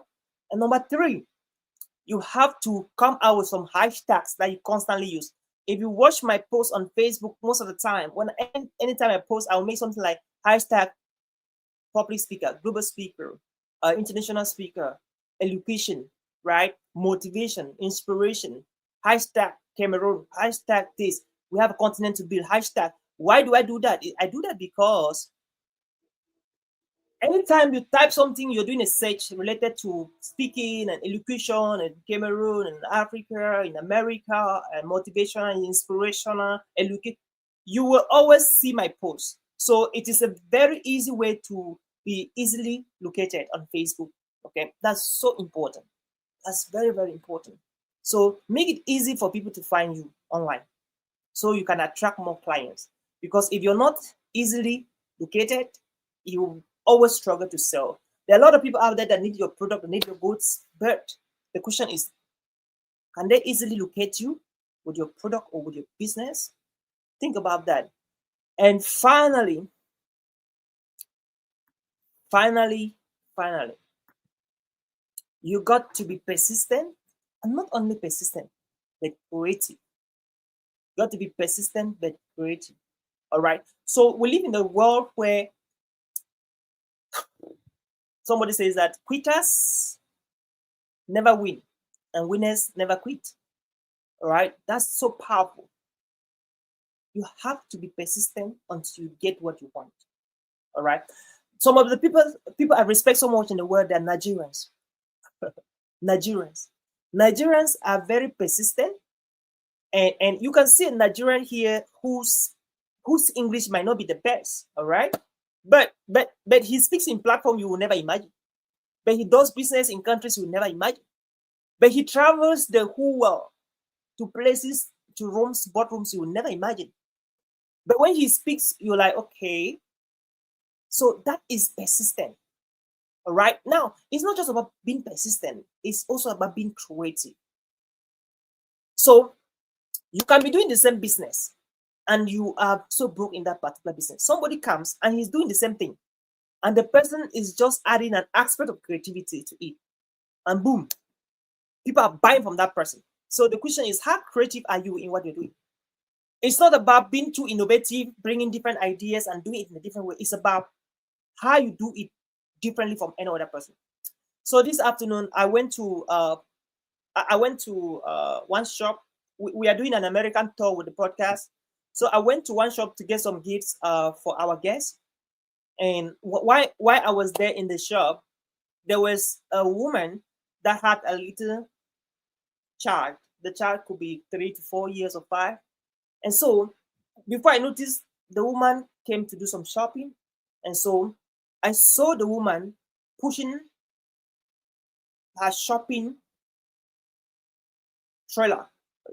You know, there are these kind of bicycles or machines that have 4 wheels, all right, that you can carry and push, go to the market, buy your stuff and put inside. So these guys, they did something very creative. So instead of just doing it in the normal way, like some of the shops here, they're doing it, they decided to make a small vehicle that children can get inside and be driving. And then behind the vehicle, there was actually a shopping basket. What happens is that for people that are shopping and they got kids with them, 1 kid or 2 or even 3, they can take the kids and put inside the motor part of it, like the vehicle, you know, these toy vehicles, right? They can take the kids, put inside the toy vehicles, and they can be even playing and driving, trying to drive, and then you're pushing and going. That's how you do your shopping. And then when you come back, you parcel your things and you go home. And so that is creativity. So look at what is happening. Some parents could love to come and shop with their kids just because of that easiness to move around without the kids disturbing. While the kids are playing, having fun, driving the toy cars, they are moving and having fun. They're pushing the same car where they're getting the items and putting inside behind the kids while they're playing. That is creativity. So it doesn't matter what you're doing right now. It doesn't matter what you want to do. As a speaker, it doesn't matter who has spoken in different countries and all of that. It doesn't matter. What really matters, what truly matters is, are you creative enough to do the same speaking, but add something that is not existing yet? Add sugar, add maggi, add salt, right? That is the person that will sell. So it's being creative, and at the same time, you're being persistent. And so if you have that perspective and you introduce that to your game, in whatever you're doing, be it a speaker, be it a trainer, be it a coach, be it a mentor, be it a pilot, be it a tailor, be it a seamstress, be it a farmer, a trader, whatever you're doing, be it a teacher, I bet you the world will come to buy what you're selling. You just have to add a bit of creativity, innovation to it, and I bet you people will come to buy because they just like the vibes. They just like the flair that is surrendering what you're doing. All right. So, my dear friend, if you want to position yourself for success, these are the three secrets that I brought to you today as a gift to you, even as you pivot on your professional speaking business or whatever you're doing. I believe that if you practice these three things, your business will go global. Visibility, check your social media platforms. How visible are you? Are you putting pictures of animals, whatever? Let the pictures be your picture because people want to identify with you, not with your kids, not with what you're doing in terms of what you're selling. Don't take tomatoes, carrot, bananas and put as a profile picture, right? Don't take cakes and put as a profile picture, right? Put yourself because it is social media. They need to connect with you. And you have to make sure that your pictures are not blurred. Somebody should not look at your picture and like, is this you? Is this not you? Somebody should not say, is this Lawrence? Is it not Lawrence? Right? So somebody see your picture and know that this is the person I was thinking about. This is the person I was looking for. Right. And then we also said that you got to make it do what? Make it easy for people to locate you. That is so important. Make it easy for people to locate you so you can attract more clients. Can people easily locate you, friend? Can people easily find you when they're looking for you? And finally, you got to be persistent and, of course, be creative.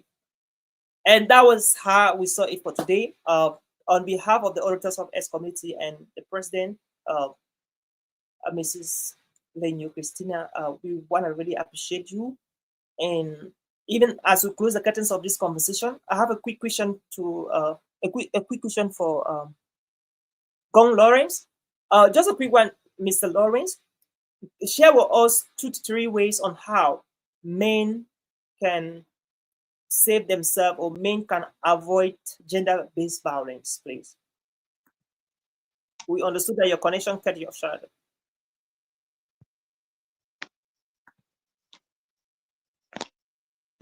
Okay, so can you? Well. Sorry, my connection failed me. Can you come back? Yeah. What are the three? Share with us 2 to 3 ways on how men can overcome gender-based violence and be more productive. All right. The first way, there are many ways, but the three that we can share is this. First, we've said they should be able to speak up. They should speak up. Yes, they should speak up when they experience gender-based violence. They should seek avenues where they can receive assistance. Then another form is they should try to identify those, for example, those traditional practices, norms that are unhealthy traditional practices or norms that suppress men as being strong or as being leaders and so on. Those norms will prevent them from, those norms will prevent them from being able to speak up. And another way that they can prevent or stay away from gender-based violence is simply education. Let them get educated. Let them find out what it takes to stay off or to manage circumstances of gender-based violence. I think these are the basically three, and I see them very, very important. Education, identification of norms or systems that handicap the ability to cope or to speak out. And then another aspect is they should have the ability to share their experience, to speak out and seek for help. Yes. So these are some of the, thank you so much. Thank you so much. That was a great presentation. We sincerely appreciate. So we'll love to have you again, even as we bring other speakers, new speakers on board. I'll be most grateful, sir. A wonderful evening to our listeners and our co-panelists. Absolutely. It was amazing. Great. So thank you so much for your sacrifices and your availability and your accessibility. I'm grateful. Awesome, man. I appreciate it. So as we wrap up, I want all the speakers to ask this question, right? Remember, Yes, we are yes, sir. talking not only to ourselves, but we're talking not only to ourselves. Antoinette, are you there? Um, we're talking not only to ourselves, but we're also talking to the next generation, right? And this is the good news. Some people watching us right now, hey, Rene Dusaba, Dusede from Burundi. Rene is watching us from Burundi. How is the currency working? Okay. When you bless everybody watching us right now, you happiness, amazing people. Gong Derry, go ask a question. That's to Pastor Kingsley. So there are people watching us right now. They are future medical doctors. They are future engineers. They are future pilots. They are future CEOs. They are future managers. All right. So all this information we're giving out, all this knowledge we're sharing with them, is gonna help each and every one of them become a better doctor, a better pilot, a better engineer, a better CEO, a better entrepreneur, a better father, a better mother. And so that alone is one of the things that motivated me to speak, right? And that alone is one of the things that motivate all of us to speak. Hi, Wisin, bless Nikiko. Thank you so much, sister. Right. So when you go out there to speak to our speakers that have spoken, to our speakers that spoke today, to our speakers that shall be speaking next week, when you're speaking, ask yourself this question. If this was the only presentation I had to do in this world, and it has to impact the life of somebody to be a better version of himself or herself, how will I do this presentation? How will I say what I have to say? How will I prepare for this presentation? And how will I deliver it? Now, when you have this at the back of your mind, that hey, somebody's going to be watching this talk. Somebody's going to be watching what I'm saying. Somebody's watching my presentation. And this person is the next president. This person is the next prime minister. This person is the next governor. And what I'm saying can influence him or her to lead better, to work better, right? To serve people well and better. Then the way you Yes, sir. say it, you want to do something about what you want to say and how you want to say it. You see the point?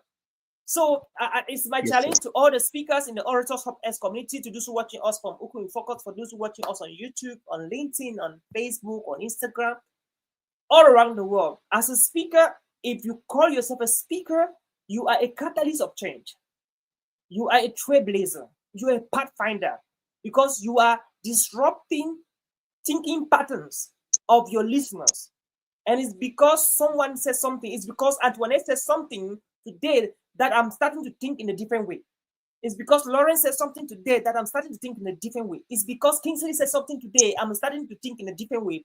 And because of all the things that were said, now I used to see life this way. Now I am seeing life this way. And because I'm able to see life this way, I will not judge people. I will not judge men that are vulnerable, not as men, but as men. Because most of the people think that men are not supposed to be vulnerable to each other. But again, from your presentation, Lawrence, we are learning that, man, you can confide your challenges to one another and then encourage each other. And that, with that Exactly. mindset, somebody who can become the next champion out there knows that, hey, I don't have to kill myself. All right. If I'm going through pain, if I'm going through burnout, I know somebody I can reach out to confide, so we can find a solution out together. And when that begins to happen, Exactly. it is because of the impact of your words, Lawrence. Yes, It's sir. because of the impact Yes, of sir. your words, Antoinette. It's because of the impact of your words, Kingsley. And so we have to take it serious. You get the point? So if you don't take it serious, Exactly. you will miss an opportunity to be of a blessing to somebody who's going to change the world. Exactly. Yeah. That's my parting words. And again, want to appreciate everybody watching, and we thank God for the privilege and the opportunity for us to come again. Hopefully next week we're going to have more speakers coming on board. Uh, Maybe not only from Cameroon, from different parts of the world.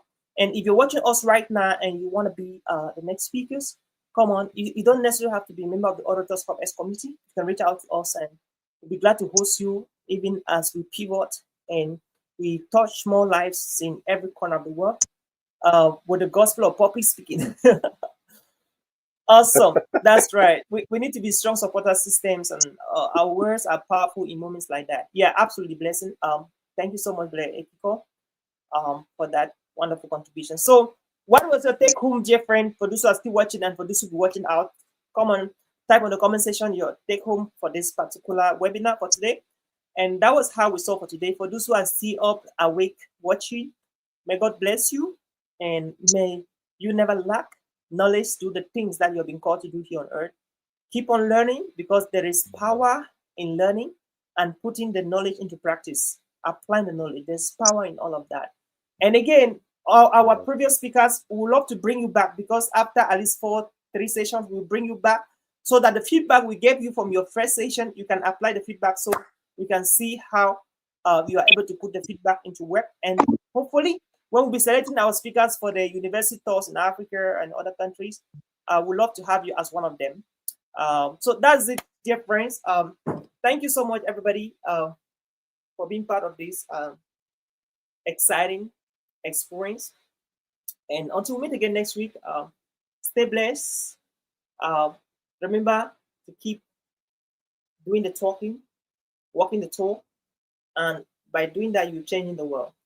That was it for today, my dear friend. I'm looking forward to see you at the top. God bless you and have a wonderful rest of the night. For those who are in the night already, this is 5:13 p.m. Central Standard Time. I don't know the time there. Some people are having already 11 p.m. Some people are having morning 7 a.m. in the morning. I don't know the time in your own country, but as for me, I'm having 5:13 p.m. p.m. And until we meet again next time, remain good friends. And we're looking forward to have you as one of the speakers on this community. And God bless you. Lawrence, you have something to say? All right. That was it. Enjoy this art.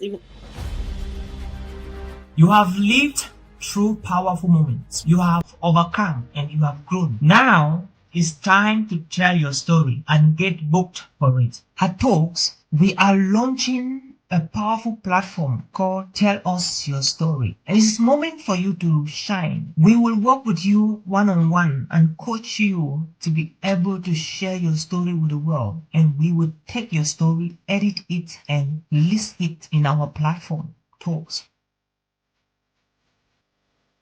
Let the world hear what you've been through and why it matters now more than ever. Spots are limited. If you're ready to turn your story into your stage, now is the time.